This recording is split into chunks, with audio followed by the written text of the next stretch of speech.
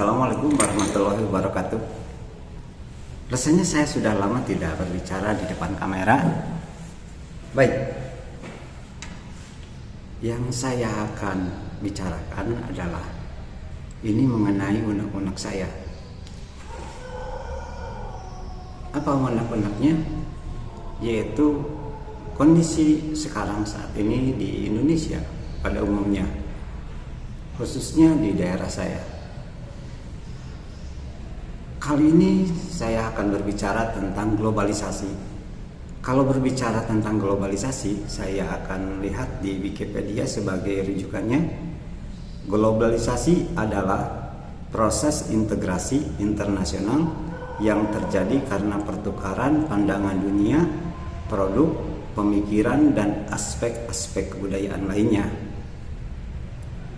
Kemajuan infrastruktur, transportasi, dan telekomunikasi, termasuk kemunculan telegraf dan internet, merupakan faktor utama dalam globalisasi yang semakin mendorong saling ketergantungan dan interdependensi aktivitas ekonomi dan budaya. Dunia itu semakin mengecil, tidak ada batas-batas negara.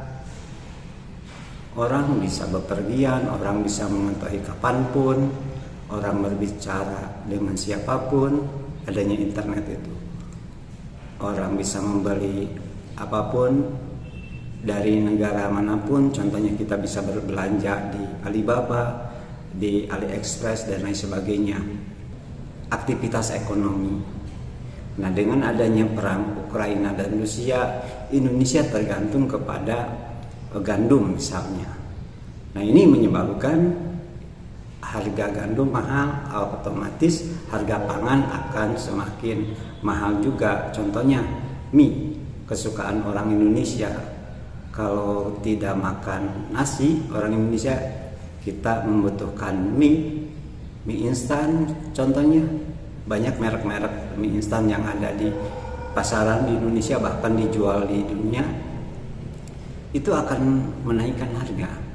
Begitupun orang lain, negara-negara lain, contohnya India, Cina, itu memerlukan palm oil, ya, atau minyak goreng. Nah, dengan mahalnya produk di kita, sementara pasokan untuk minyak goreng yang dari biji bunga matahari dari Ukraina dan Rusia itu terhambat karena adanya perang, otomatis pasokan luar dari Indonesia sangat dibutuhkan. Indonesia, Malaysia itu sangat dibutuhkan sekali. Nah, harga pasaran minyak goreng akan naik. Nah, itu dampak saling ketergantungan, dampak baik dan buruknya. Itu sumber energi juga dipasok dari termasuk Rusia dan Ukraina. Nah, Indonesia juga. Nah, inilah yang menyebabkan saling ketergantungan. Menurut guru saya, bahwa ciri-ciri globalisasi itu ada 4F, ya. One food, one fashion, one fun, one phone, ya. Jadi food, makanan. Apa yang orang Amerika makan, di Indonesia juga bisa makan. Contohnya adalah KFC, McD, atau Subway.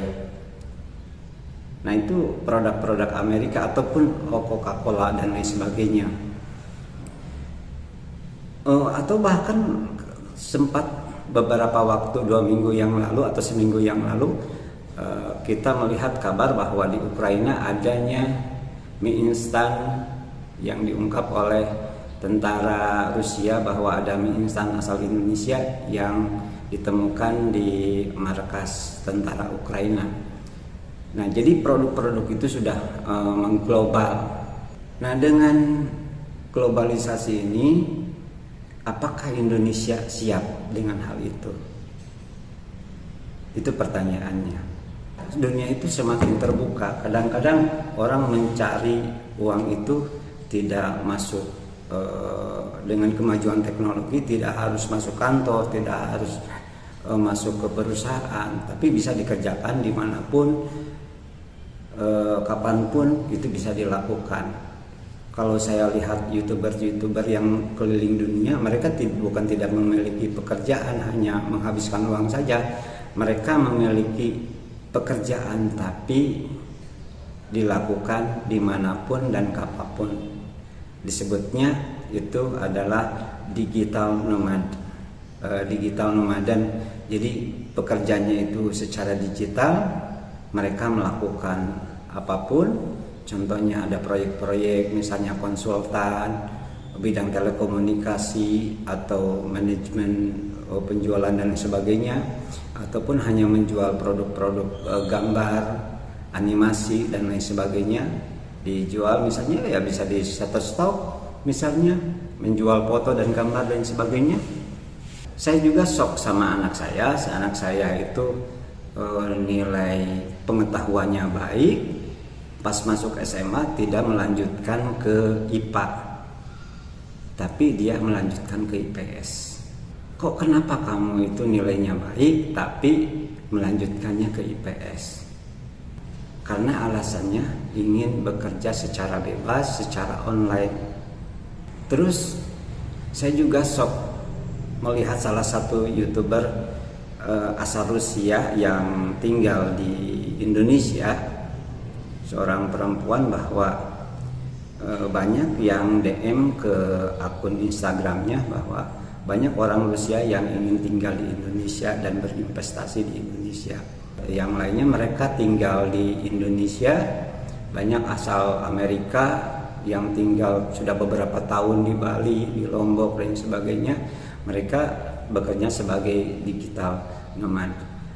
Mereka dibayarnya dengan dolar, tapi belanjanya makanan sehari-hari, tinggal di Indonesia, memiliki menyewa apartemen, menyewa resort, menyewa villa dengan pengeluaran yang sedikit di Indonesia. Kalau kita di Amerika $1.000 per bulan itu hanya untuk menyewa apartemen kecil, tapi kalau tinggal di Indonesia kita bisa menyewa villa yang sangat luas dan pemandangan yang indah. Sementara mereka dibayar dengan dolar. Untuk satu kopi ini hanya $3.000.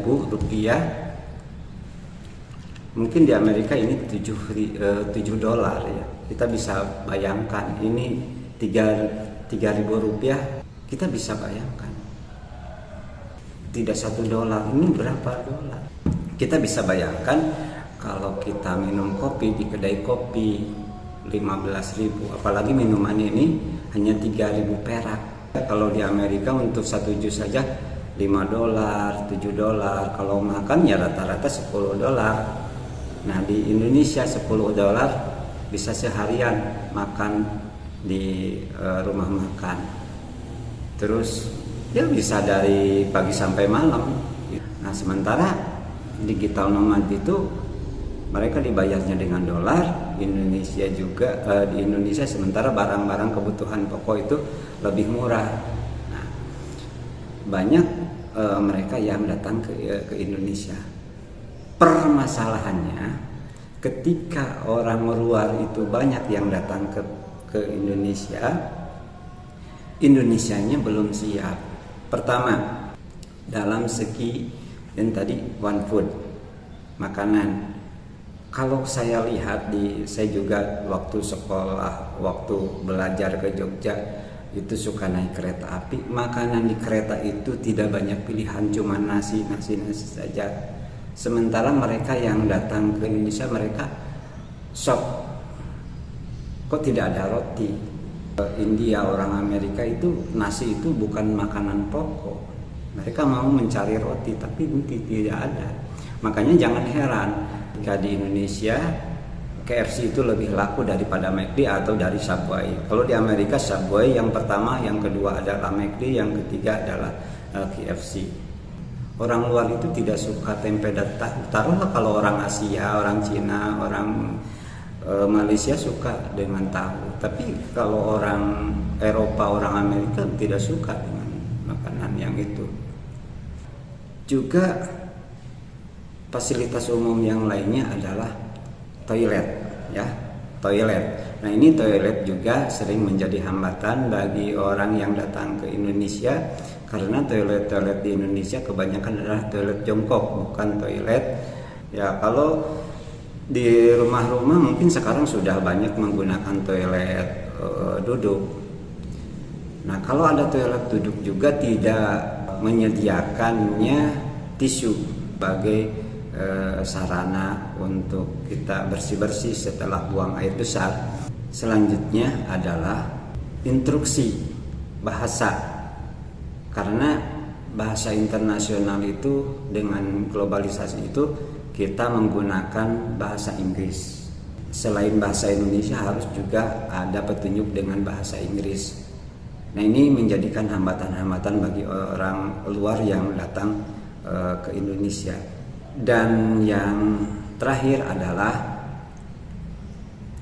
tingkat kedisiplinan orang Indonesia. Tingkat kedisiplinan orang Indonesia dalam hal membuang sampah, dalam hal kebersihan, dalam hal ketertiban lalu lintas, mereka menjadikan shock, karena bagi negara-negara seperti Jepang, terus orang-orang Eropa, mereka sangat disiplin sekali dalam hal kebersihan, dalam hal tata tertib berlalu lintas berkendara di jalan umum. Kesiapan Indonesia dalam menghadapi globalisasi saya rasa masih kurang, banyak hal yang harus diperbaiki. Untuk itulah saya menghimbau kepada kita semua, baik itu pemerintah maupun masyarakat, kita harus memikirkan hal tersebut lebih baik lagi guna menghadapi globalisasi. Sebab Presiden Jokowi berbicara bahwa ada 60 negara dipastikan akan bangkrut. Nah, otomatis Indonesia harus siap kedatangan tamu-tamu yang ingin menetap di Indonesia. Terima kasih. Assalamualaikum warahmatullahi wabarakatuh.